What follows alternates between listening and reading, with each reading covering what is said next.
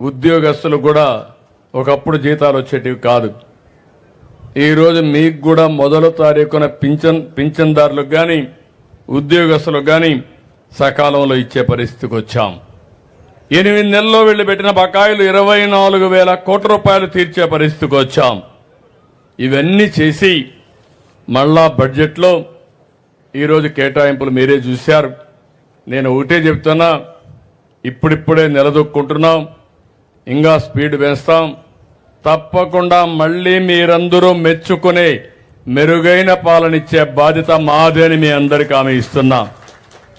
ఈసారి బడ్జెట్లో మీరు చూస్తే ఎస్సీలకి బీసీలకి అన్నదాతకి ఎక్కువ ప్రాధాన్యత ఇచ్చాం.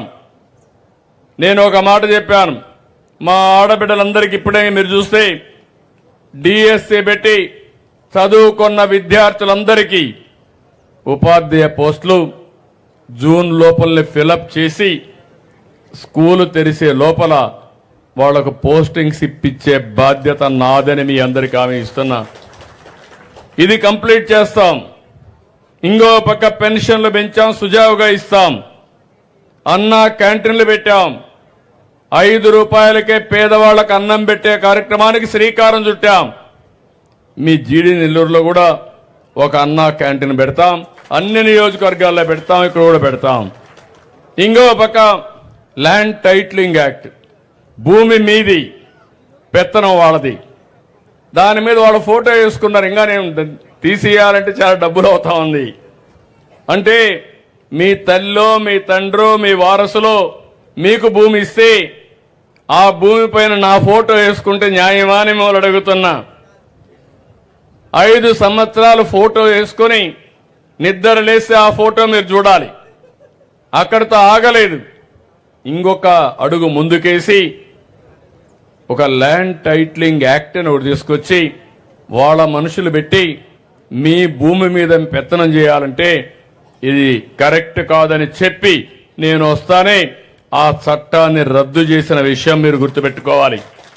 భూమి మీది పెత్తనం మీదిగా ఉండాలి. అందుకే రాబోయే రోజుల్లో పట్టాదారు పాస్ పుస్తకాలపైన రాజముద్ర వేసి మీకందరికి ఇచ్చే బాధ్యత నాదని మీ అందరికీ హామీ ఇస్తున్నా. ఇంకో పక్కన ఈరోజు మీరు ఒక్కసారి చూస్తే పెద్ద ఎత్తున నేను ఆ రోజు ప్రామిస్ చేశాను, తల్లికి వందనం. ఈ పిల్లలిద్దరికి కూడా రేపు రాబోయే రోజుల్లో ఆ తల్లికి నెలకు 15,000 ఒక్కొక్కరికి, సంవత్సరానికి 15,000, ఇద్దరికి కలిసి 30,000 రూపాయలు ఇచ్చే బాధ్యత తీసుకుంటున్నాం.